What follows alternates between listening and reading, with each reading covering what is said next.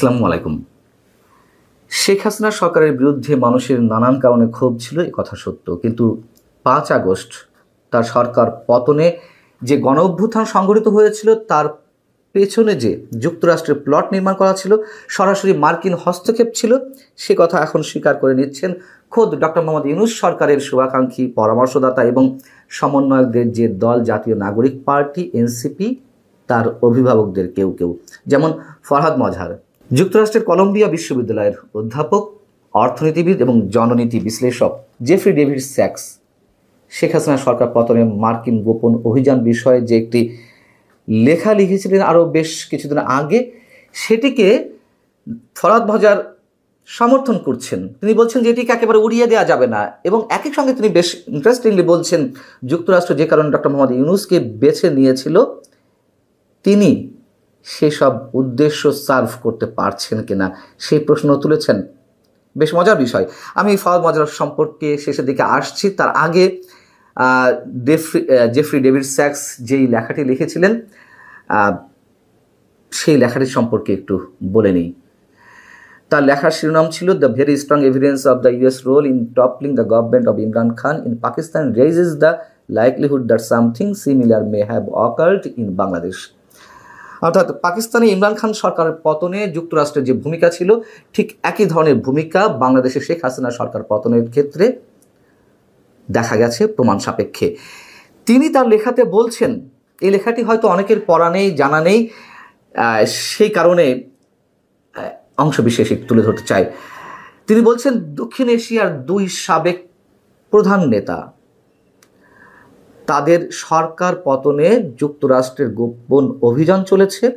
তাদের মধ্যে একজন পাকিস্তানের ইমরান খান, আর একজন হচ্ছেন বাংলাদেশের সাবেক প্রধানমন্ত্রী শেখ হাসিনা।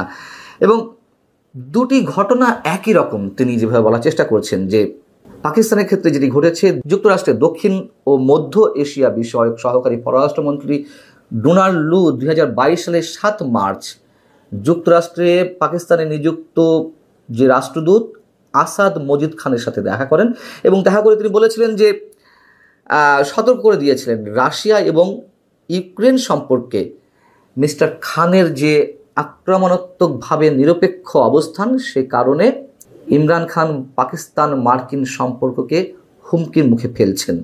এবং লু এ কথা জানিয়ে দিয়েছিলেন যে তার সরকারের বিরুদ্ধে যদি অনাস্থা আনা হয় পার্লামেন্টে, তাহলে তার মতো যারা সরকারি কর্মকর্তা পাকিস্তানে রয়েছেন অথবা যুক্তরাষ্ট্রে রয়েছেন, তারা নিরাপদ থাকবেন, অন্যথায় ভয়ঙ্কর কিছু হতে পারে। এ কথা তো আমরা সবাই জানি। এবং ডোনাল্ড লুয়ের সেই বক্তব্য রেফারেন্স আকারে টেনে নিয়ে এসে বলছেন যে বাংলাদেশে সাম্প্রতিক সহিংস অভ্যুত্থানেও মার্কিন যুক্তরাষ্ট্র একই ভূমিকা পালন করেছে। ছাত্র অস্থিরতার কারণে প্রধানমন্ত্রী হাসিনাকে ক্ষমতাচ্যুত করা হয়েছিল, এবং বাংলাদেশের সেনাবাহিনী যখন বিক্ষোভকারীদের সরকারি অফিসে হামলা চালানো থেকে বিরত রাখতে অস্বীকৃতি জানায়, তখনই শেখ হাসিনা ভারত পালিয়ে যান বা দেশ ত্যাগ করেন। এবং তার আগে শেখ হাসিনা একটি চমকপ্রদ দাবি করেছিলেন, যখন 2024 সালের 17 মে সেই একই মার্কিন সহকারী পররাষ্ট্রমন্ত্রী ডোনাল্ড লু শেখ হাসিনার সঙ্গে দেখা করে তিনি এই অঞ্চলে মার্কিন সামরিক স্থাপনা অনুমোদন করতে চেয়েছিলেন, কিন্তু শেখ হাসিনা অস্বীকৃতি জানিয়েছিলেন, এই কারণে যে এটি চীনকে নিয়ন্ত্রণ করার জন্য মার্কিন যুক্তরাষ্ট্রের একটা কৌশলের অংশ। কিন্তু শেখ হাসিনা তাতে রাজি হননি। এবং শেখ হাসিনা ডোনাল্ড লু সম্পর্কে আওয়ামী লীগ নেতৃত্বাধীন যে 14 দল ছিল, সেই দলের নেতাদের ডেকে বলেছিলেন যে সাদা চামড়ার লোকদের একটি দেশ তাকে পতনের চেষ্টা করছে। এবং আপনাদের নিশ্চয় মনে আছে শেখ হাসিনা এই ধরনের বক্তব্য দিয়েছিলেন যে সাদা চামড়ার একটি দেশের লোক তাকে বলছেন, প্রস্তাব দিয়েছেন এখানে একটি খ্রিস্টান রাজ্য তৈরি করার।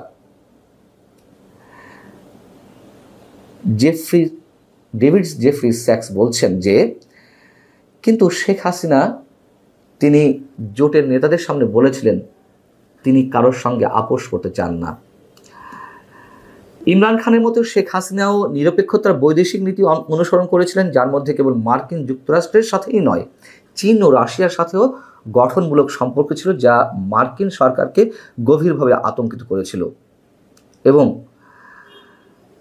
হাসিনার যে অভিযোগ তা সত্যতা প্রমাণের ক্ষেত্রে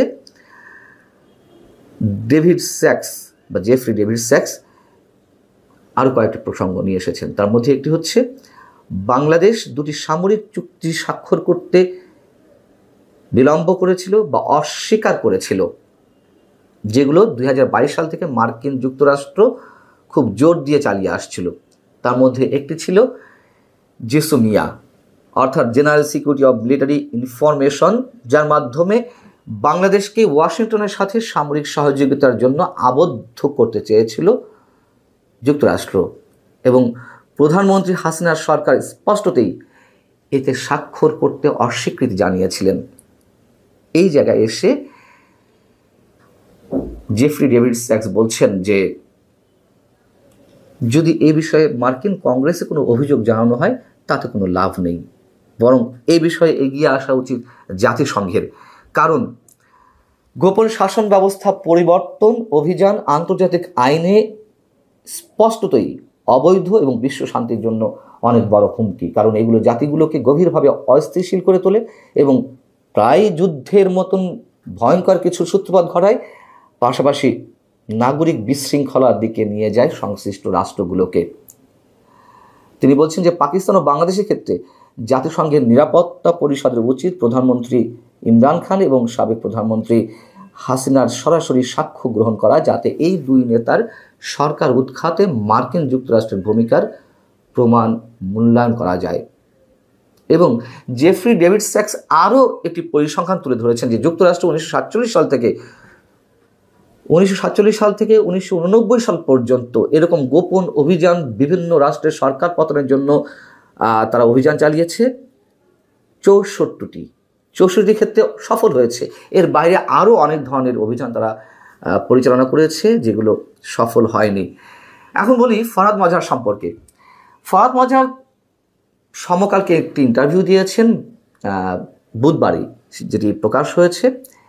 সেখানে তিনি কথা প্রসঙ্গে যেমন জেফ্রি ডেভিড স্যাক্সের এই বক্তব্যকে সমর্থন করলেন, তিনি বললেন যে এটি একেবারে উড়িয়ে দেওয়া যায় না। সেই জায়গা থেকে সমকালের আরেকটি প্রশ্ন ছিল, এই বাস্তবতায় বর্তমান সরকারকে আপনি কীভাবে দেখছেন? ফরহাদ মজহার যে কথাগুলো বলছে, ডক্টর ইউনূসকে আমরা কেন চেয়েছি? আন্তর্জাতিক ব্যক্তিত্ব হিসেবে বাংলাদেশের এই ঐতিহাসিক রূপান্তরের কেন্দ্র থেকে তিনি যেন জনগণের অভিপ্রায় বাস্তবায়নের ক্ষেত্রে ইতিবাচক ভূমিকা রাখতে পারেন। তিনি হয়তো চেষ্টা করছেন ভারতকে মোকাবেলার ক্ষেত্রে নানান কিছু করতে, কিন্তু মার্কিন যুক্তরাষ্ট্র যেমন করে রেজিম চেঞ্জ করতে চেয়েছিল, তেমনি বাংলাদেশেও রেজিম চেঞ্জ কি হয়েছে? এই কথাটার উনি কী প্রমাণ করতে চাচ্ছেন, কি বলতে চাচ্ছেন? তিনি বলছেন এই দিকে সন্দেহ দেখা দিয়েছে। তিনি ব্যর্থ হলে জেফ্রি ডেভিড স্যাক্সের মূল্যায়ন সঠিক বলে প্রমাণিত হবে। জেফ্রি স্যাক্স আমাদের গণ আকাঙ্ক্ষাকে উপেক্ষা করেছেন, মানে গণ অভ্যুত্থানের পিছনে যে যুক্তরাষ্ট্রের প্লট নির্মাণ করা ছিল, এই বক্তব্য উপস্থাপন করে তিনি গণ অভ্যুত্থানকে ছোট করে দেখতে চেয়েছেন, কিন্তু তার কথাটা পুরোটা মিথ্যা নয়। ফরহাদ মজহারদের তো অন্যরকম এজেন্ডা রয়েছে। সেই জায়গা থেকেও যে একেবারে যুক্তরাষ্ট্রের এই গোপন অভিযান, ডিপ স্টেটের খেলা, যেটি কলম্বিয়া বিশ্ববিদ্যালয়ের অধ্যাপক অর্থনীতিবিদ জেফ্রি ডেভিড স্যাক্স প্রমাণ সাপেক্ষে তুলে ধরার চেষ্টা করেছেন, সেটিকে অস্বীকার করতে পারেননি। অতএব প্রমাণ আরও মিলবে। আসসালামু আলাইকুম প্রিয় দর্শক, চারিদিকে নানান ধরনের গুঞ্জন এবং সমর্থিত অসমর্থিত বিভিন্ন সূত্র থেকে যেই তথ্যগুলো পাওয়া যাচ্ছে, তাতে করে নিশ্চিতভাবে গভীর এক সংকটের দিকে বাংলাদেশ যাচ্ছে, এ কথা অনেকেই জানেন। এবং নতুন করে যে জিনিসটি শোনা যাচ্ছে যে রাষ্ট্রপতি শাহাবুদ্দিন চুপ্পুকে বাদ দিয়ে সেখানে বিএনপি চেয়ারপারসন খালেদা জিয়াকে রাষ্ট্রপতি হিসেবে বসানো হতে পারে। লন্ডন বৈঠক নিয়ে মানুষের মাঝে এর মধ্যে অনেক ধরনের সংশয়, সন্দেহ, রহস্য, প্রশ্নের সৃষ্টি হয়েছে। সেটিই কি দৃশ্যমান হতে যাচ্ছে? আমরা নিশ্চিত নই। যেহেতু রহস্যের সৃষ্টি হয়েছে, সেখান থেকে নানান ধরনের কথা আসতেই পারে। জুলাই সনদ ঘোষণার বিষয়ে রাজনৈতিক দলগুলো যে ঐকমত্যে পৌঁছায়নি, সেই বিষয়টি সংবিধান সংস্কার বিষয়ক কমিশনের সভাপতি ডক্টর আলী রিয়াজ এরই মধ্যে জানিয়েছেন এবং তিনি বলেছেন যে আশা করা হচ্ছিল জুলাইয়ের মধ্যেই এই সনদ ঘোষণা হবে, কিন্তু সেটি এখনো নিশ্চিত নয়। তবে সাবেক সমন্বয়করা কিংবা তাদের নেতৃত্বে যে গঠিত দল জাতীয় নাগরিক পার্টি নেতারা বলছেন তারা জুলাই সনদ ঘোষণা দেবেই, জুলাই ঘোষণাপত্র জাতির সামনে উপস্থাপন করবে এই জুলাইকে সামনে রেখে। এবং যদি সেটি হয় এবং তাদেরটা যদি সরকার মেনে নেয় তাহলে সংবিধান স্থগিত হয়ে যাবে। সামনের দিনে আসলে নির্বাচন হবে কিনা অথবা সরকার পুনর্গঠনের বিষয়ে দুটি সম্ভাবনা কথা জানা যাচ্ছে, আমি সে বিষয়ে আসছি। তার আগে এমন একটা ইঙ্গিত দিয়েছেন সংবিধান সংস্কার বিষয়ক কমিশনের আর এক সদস্য ইমরান আবদুল্লাহ সিদ্দিক। তিনি বলছেন যে 5 আগস্ট সংবিধান স্থগিত করে বিপ্লবী বা ঐকমত্যের সরকার গঠন করা ছিল মোক্ষম সময়। সংবিধান স্থগিত করে জাতীয় ঐকমত্যের সরকার গঠন করা কঠিন মনে হলেও বৃহত্তর জনগণের ঐকমত্যের ভিত্তিতে তা হতেই পারে। দেখুন অবস্থা, এই যে ভদ্রলোক ইমরান আবদুল্লাহ সিদ্দিক, তাকে কোন কমিশনের সদস্য করা হয়েছে? সংবিধান সংস্কার বিষয়ক কমিশন, অর্থাৎ সংবিধানকে এক্সিস্টিং রেখে তার ভিতর থেকে যেগুলো আপত্তিজনক সেইগুলো পরিবর্তন, সংশোধন, সংযোজন, বিয়োজন ইত্যাদি ইত্যাদি কি করা যেতে পারে সেই বিষয়ে তো এই কমিশন।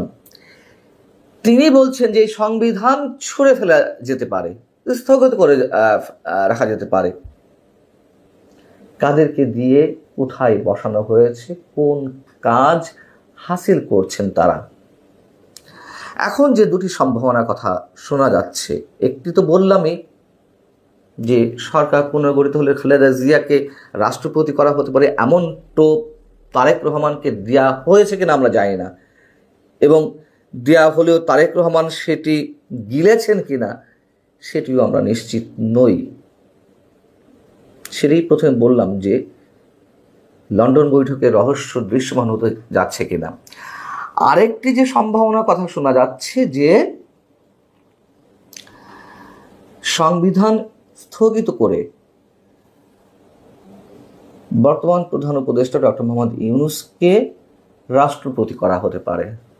প্রধান উপদেষ্টা কে হবেন? Tarique Rahman, BNP senior vice chairman বা ভারপ্রাপ্ত চেয়ারম্যান।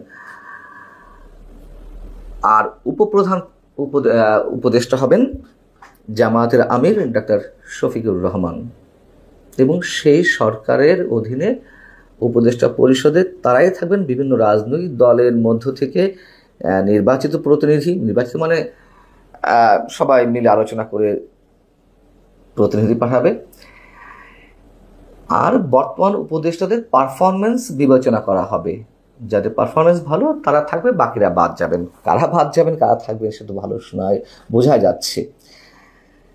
এখন সংবিধান স্থগিত করে এ ধরনের কোনো সরকার গঠিত হলে নিঃসন্দেহে নির্বাচন অনুষ্ঠান বিলম্বিত হবে।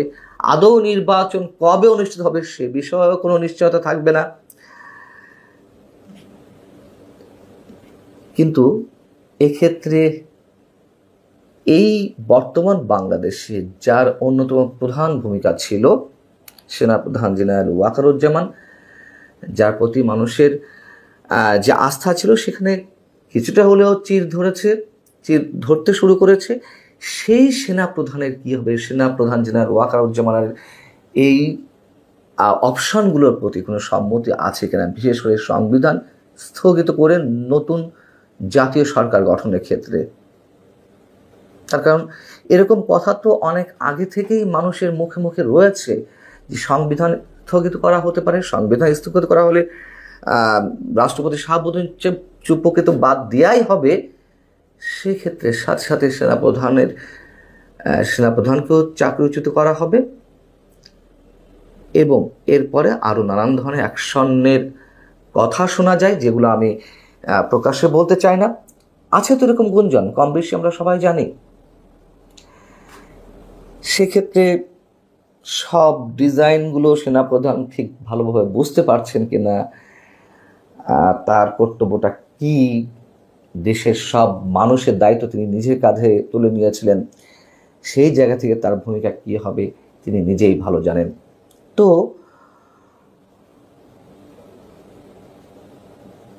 গত 1 বছরে প্রায় 11 মাস তো হয়েই গেল, শেখ হাসিনা সরকারের পতনের পর কি হয়েছে?